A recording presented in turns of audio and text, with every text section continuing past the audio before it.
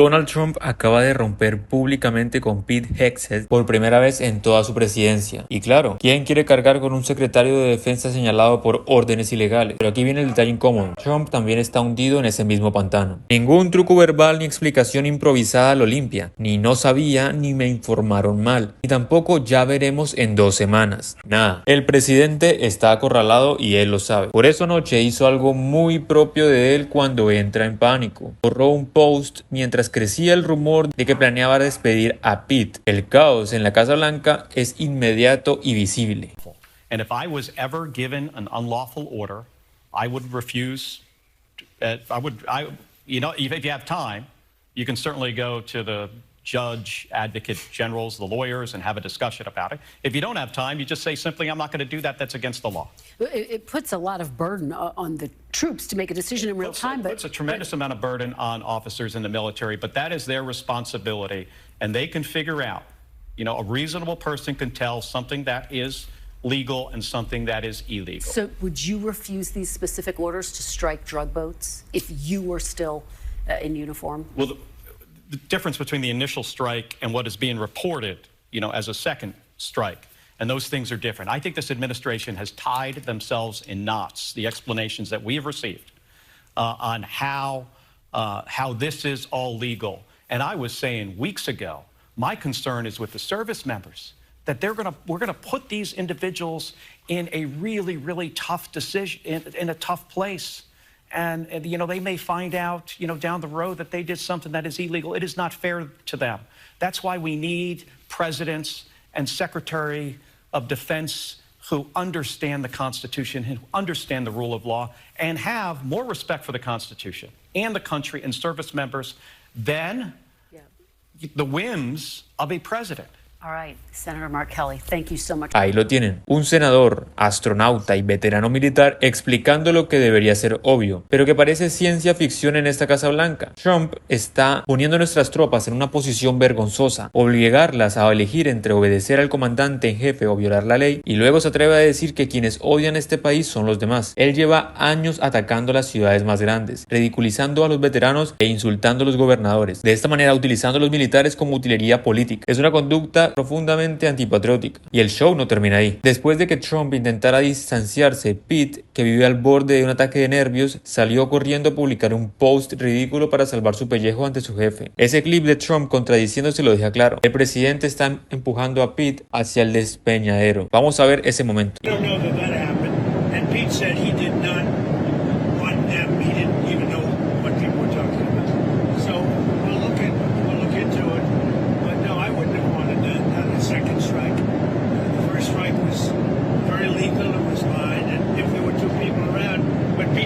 Y como era de esperarse, Pete reaccionó con una publicación caricaturesca, usando memes infantiles para convencer a la audiencia de que él es el héroe de la historia. Este es el hombre que desde su despacho decide acciones militares como consecuencias reales. Y aún así, se comporta como un comentarista borracho jugando a ser general. Pero lo más revelador no fue ese intercambio, sino el post que Trump borró anoche. Un arrebato furioso contra demócratas, plagado de errores gramaticales donde llegó a insinuar conductas punibles con la muerte. Luego lo borró, lo corrigió y lo volvió a escribir mal. Eso no es autoridad, eso es pánico puro. Y mientras el presidente se ahoga en sus propios impulsos, la coalición MAGA se está partiendo. Algunos republicanos ya amenazan con renunciar, otros lo culpan abiertamente y varios temen que las investigaciones por órdenes ilegales de Pete terminen salpicándolos. Trump se está quedando sin escudos y él lo sabe, pero no es la única voz que está presionando. Vamos con lo que dijo Seth Moulton, otro veterano con las consecuencias militares y la obligación legal de rechazar a los criminales. Indeed, Secretary of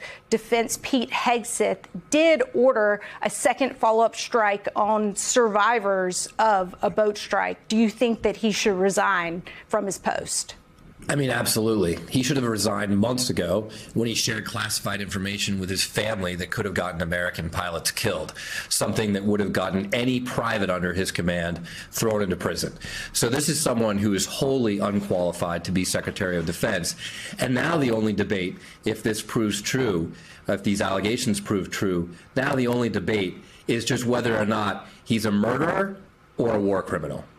That's for the lawyers to decide. Congressman, you're a Marine Corps veteran. If you were to have received these orders, would you have carried out these strikes? No, I would have refused. And that is the duty that is incumbent upon officers in the chain of command. And we've heard multiple reports of officers in this chain of command who have told the administration they don't want to carry out these orders, and some of them have been removed. And it's why the message that the lawmaker said in the video, that I've been saying for months now under this administration, is so important, that while responsibility starts at the top, and that's where accountability has to be held as well, it is incumbent upon every officer in the chain of command to remember that the oath that he or she swore was not to Trump, it was to the Constitution and to the laws of the land. Congressman, I want to talk to you a little bit about the long-term reputational consequences for the U.S. military. If you look at polling over time about Americans' views of various institutions, the media, Congress, the presidency, big businesses, etc., the military is one of the few institutions that remains above water, that Americans still say they trust in to do the right thing. Between these acts off of Venezuela and the deployment of the National Guard into U.S. cities, among other attempts to politicize various parts of the U.S. military, what do you think this does to the reputation of our armed services and to Americans' trust in this institution to do the right thing? It's incredibly harmful.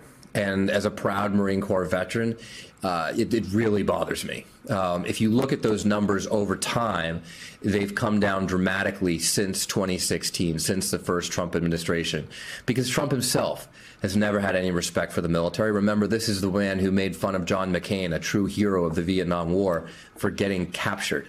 And he's disparaged our troops on many other occasions.